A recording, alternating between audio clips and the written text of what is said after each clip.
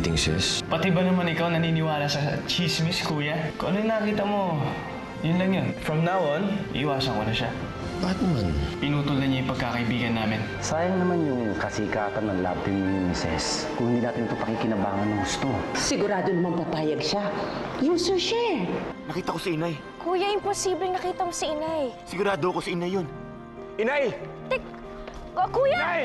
What's the status of your relationship? Marami kasing nagsasabi na wala na raw kayo. I can honestly say that I'm still in love with sis.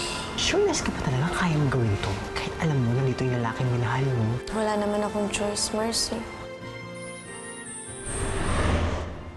Kap! Kap! Princess, kanina pa natin ginagawa yung eksena na yan.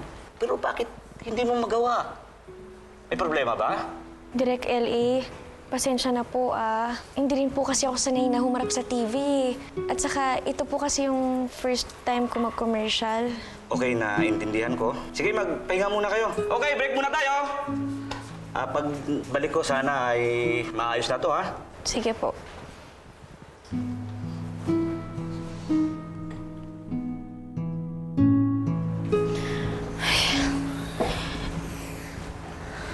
Sorry.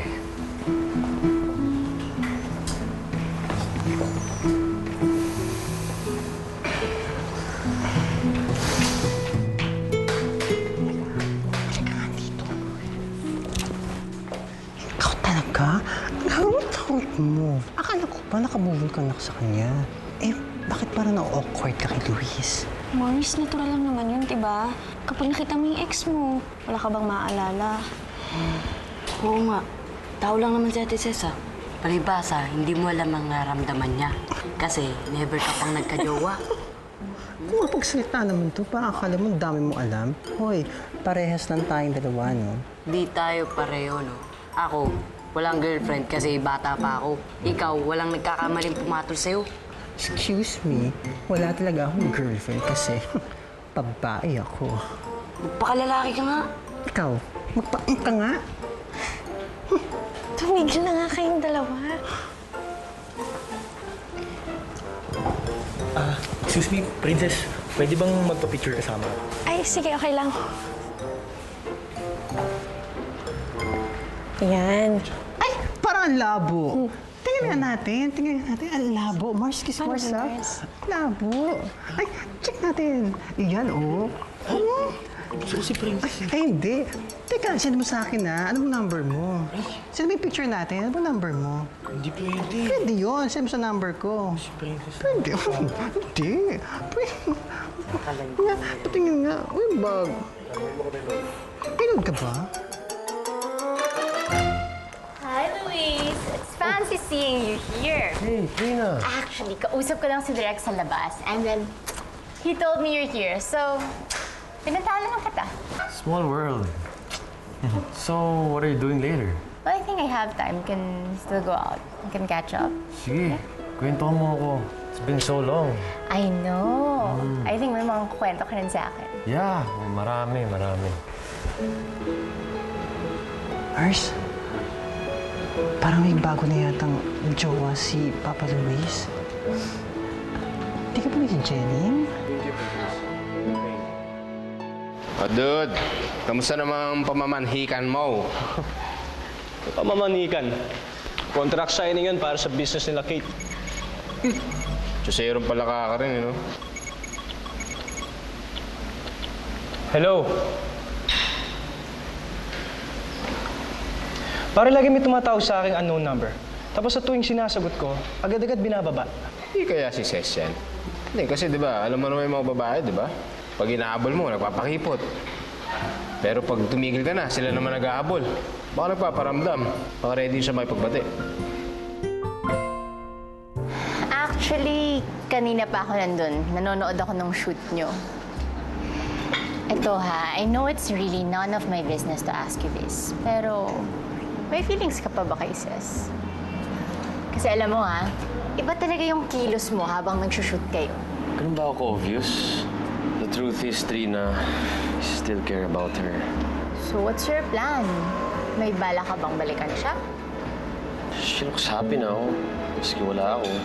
Ayoko naman siyang guluhin. Mahirap na ipagpilitan ng isang bagay na baka hindi naman mag-work. Baka in the end, break lang kami ulit. Mas mahirap yun. Mas masakit.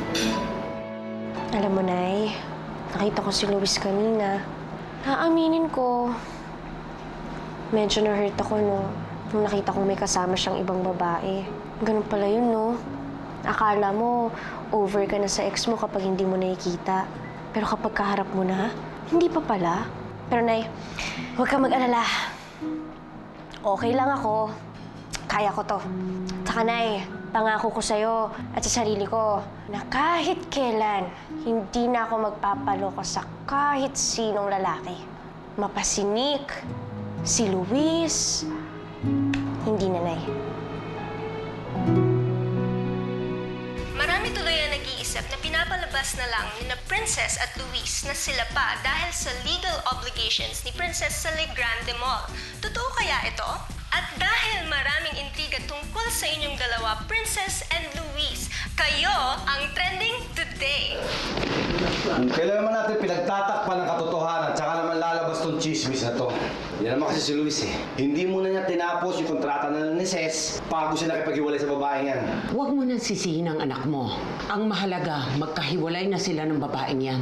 Eh, ang landi naman niya talaga eh. Tingnan mo kung sino-sinong lalaking flirt niya. Wala naman akong nakikitang mali sa ginawa ni Ces, tita. She's just being nice to her fan. Wala akong nakikitang ano ng kalindihan doon. Kasi sanay ka sa malandi. Kaya hindi mo nakikita na mali ang ginagawa ng Ces na yan. Dahil anak ka ng malandi. Tita, please huwag naman natin idamay sa usapan yung nanay ko dito. O ano ngayon, ha? Bakit? Okay, that's enough. Tama ang itong usapan na to. Baka kung saan pa mapunta to. Eliza, let's go. Eliza, let's go.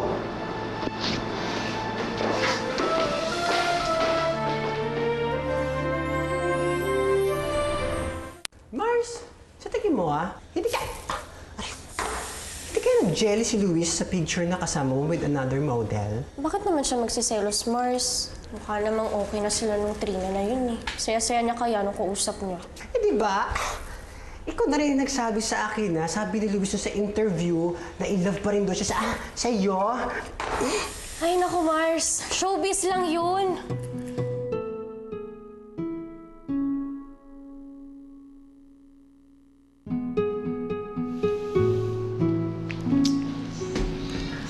Forget it, Luis. Move on. Kalimutan mo na si Ces. Ay, basta tama na. Tapos na ako kay Luis. May Trina na siya at ako may Avon akong iniisip. Awarding kaya namin next week. Tingin mo kaya, Mars? Di ba kukuha ka kaya award? Pag umapat ako sa kota sa pagiging dealer ko, hindi pa nga doon, pwede kang magka-reward sa pagsisipag eh. Correct. Samantalang kapag nagmo-model ka kasama si Luis, wala kang mapapala kundi heartache at sakit ng ulo. Correct.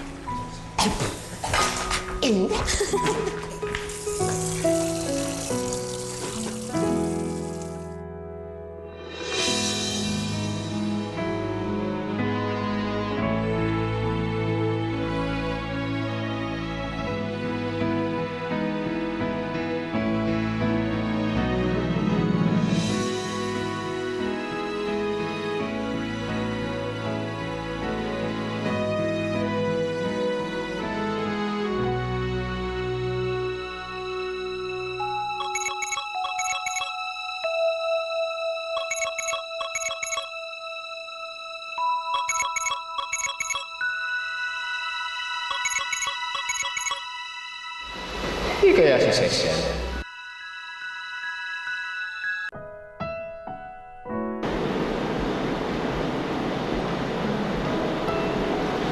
Hello?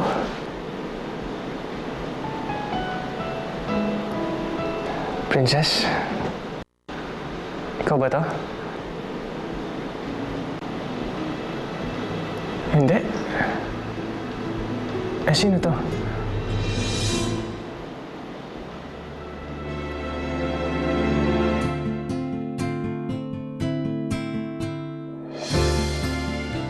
Keep the change. Hindi mo masyadong ginalaw yung pagkain mo. What's wrong? Okay. Okay lang ba na ihatid na kita? May kailangan lang talaga akong puntahan. Let's go. Samahan kita. I have nothing to do. I really need to do this alone. Okay? Sige.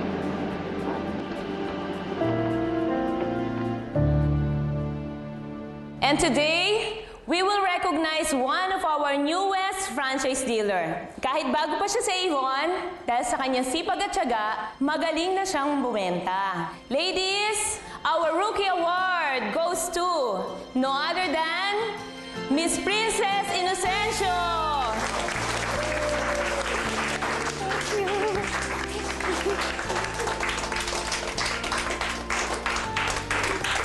Congratulations, Princess. Thank you po. Sabi ko na nga ba, awardee ka eh. Alam mo ba, one day, magiging awardee ka sa NASCON. Naku, sana naman. Sa sipag at tiyaga mo na yan, sigurado akong mamamayagpag ka sa business mo.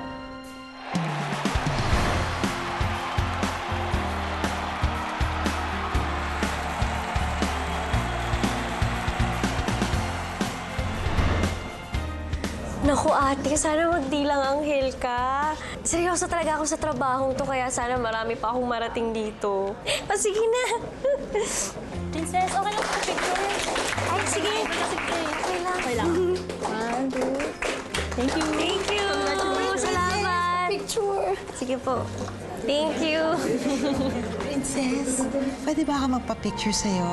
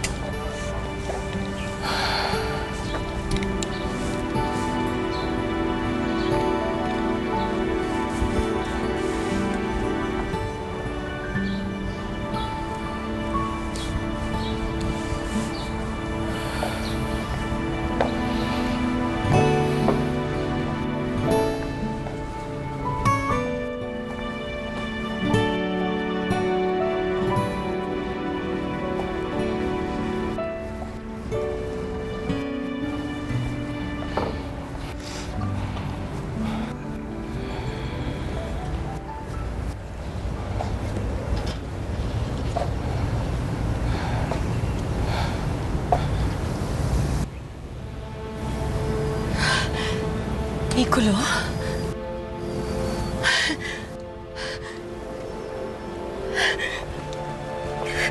Nicolo?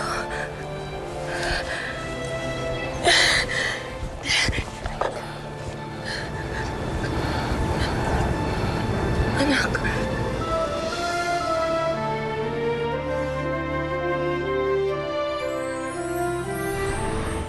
Anak, dumating ka.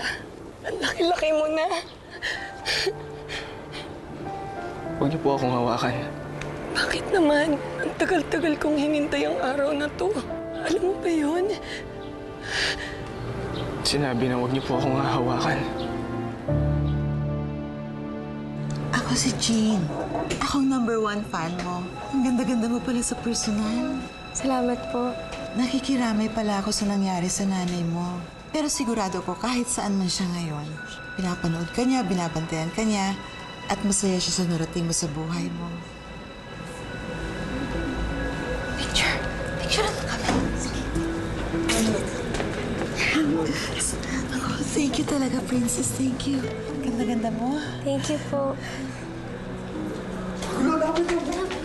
Princess, baka pwede pa picture naman. Princess, dali! Thank you.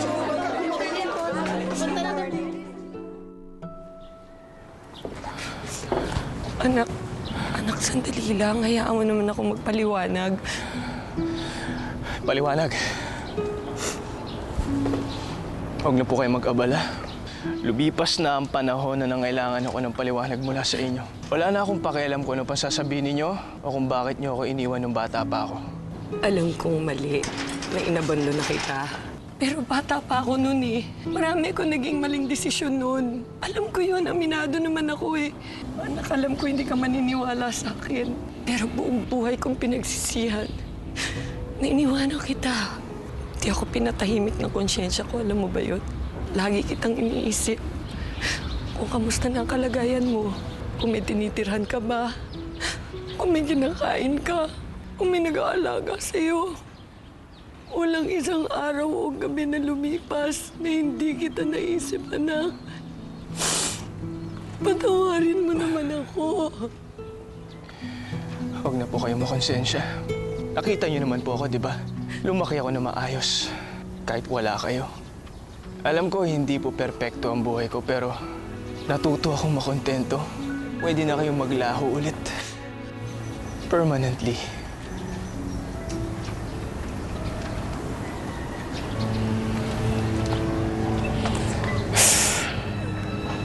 Anak.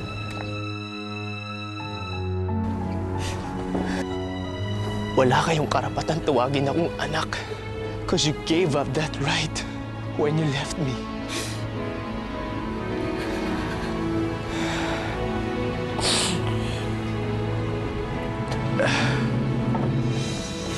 Nicolo.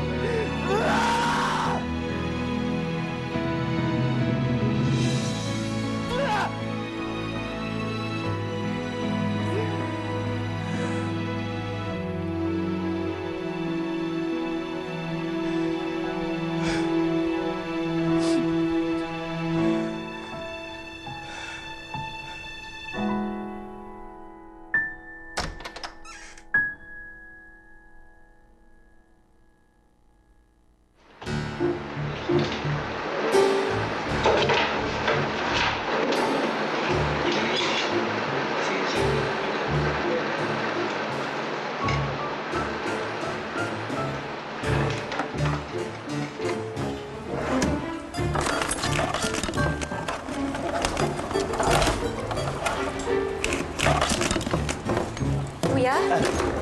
Ses? Anong ginagawa mo dyan? Wala. Pinupunasan ko lang yung picture ni nanay. Madumi na kasi. Ayan, maputi na ulit si nanay. Una na ako. Kuya? Si nanay ba? Lagi mo ba siya naiisip? Oo naman. Kahit ganito ang kuya mo, may pakiramdamin naman ako eh. Naging parte rin siya ng buhay ko. Kaya lagi ko rin siya naiisip.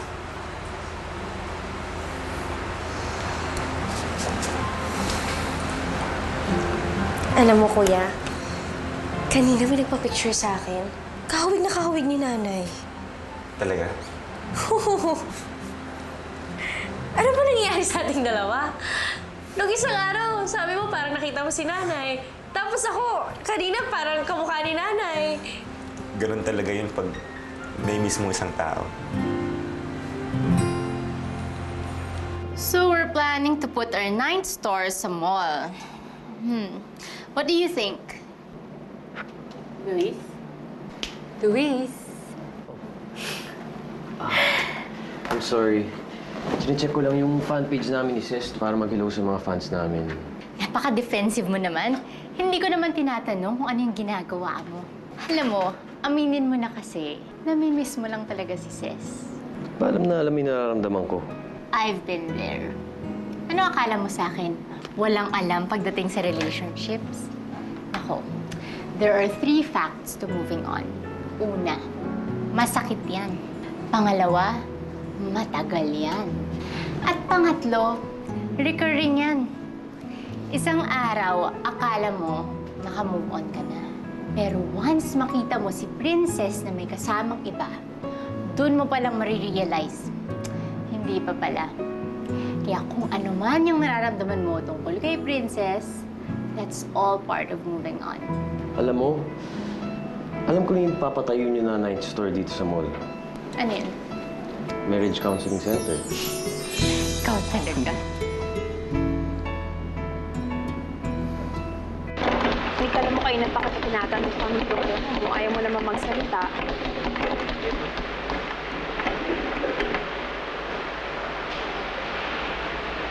Hindi ko pa pwede sabihin sa'yo yung problema eh. Pero promise, bukas sa bukas, sasabihin ko sa'yo, tatawagin kita. Okay. O basta i-text mo ako, ha? Text mo rin ako pag nakauwi ka na, okay? Okay. Bye.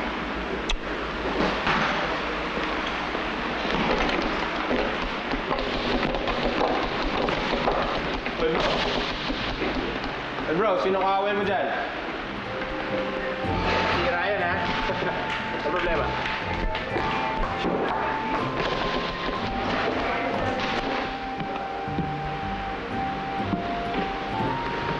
Bumalik siya, Brad. Sino? Chick mo? Nanay ko. After 15 years, Brad, bumalik siya, nagpakita siya sa akin. Hindi ko siya kailangan.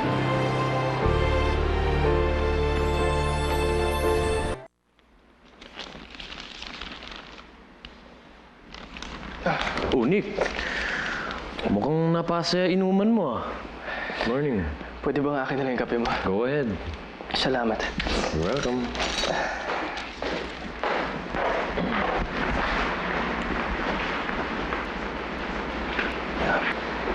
Bakit ngayon ka lang?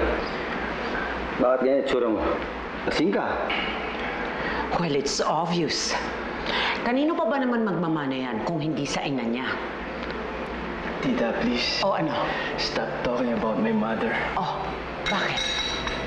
Sasagutin mo ba ako? Tandaan mo, nasa pamamahay kita. Kaya hindi ka pwedeng sumagot-sagot sa akin. Ano tinitingin-tingin mo? Sige! Liza. Sagutin mo ako! Ano? Liza. Sige! Sagutin mo! Ano? Ay! Nick. Oh no! Ano ba? Tumigil ka nga dyan! Sinira mo pa yung mamahaling kong gamit? Ha? Lumayas ka! Manang-mana ka talaga sa nanay mo! Ha? Malas! Mga salot talaga kayo!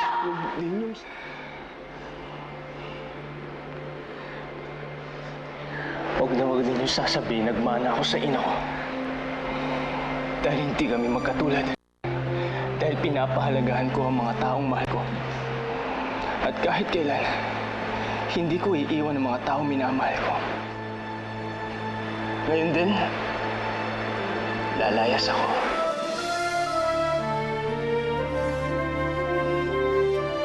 Nick. Nick! Dahil lang pag-ibig ko sa'yo. May sakit ako sa puso. Kapag hindi nagamot, pwede ko mamatay. May sakit ngayon ang mami mo. Kahit bali-balik na rin mo ang mundo, pamilya mo pa rin siya. Kasi Mars, kahit galit ka kay Nick, aminin mo yan, nag-aalala ka pa rin sa kanya kasi mahalaga siya sa'yo. Mahal ko si Ses. But siguro may iba pang pwedeng pumalit sa kanya sa puso ko. Ang mga nanay natin, nag-iisa lang. Nag-iisa lang talaga yung magulang natin. Pero hindi naman tayo pumili nun eh. Yung mamahalin mo, yun. Choice mo na yun. Bro, may problema ba? May gusto lang ako laruin sa'yo. I thought you were not dating Ses. Bakit magkasama kayo dito?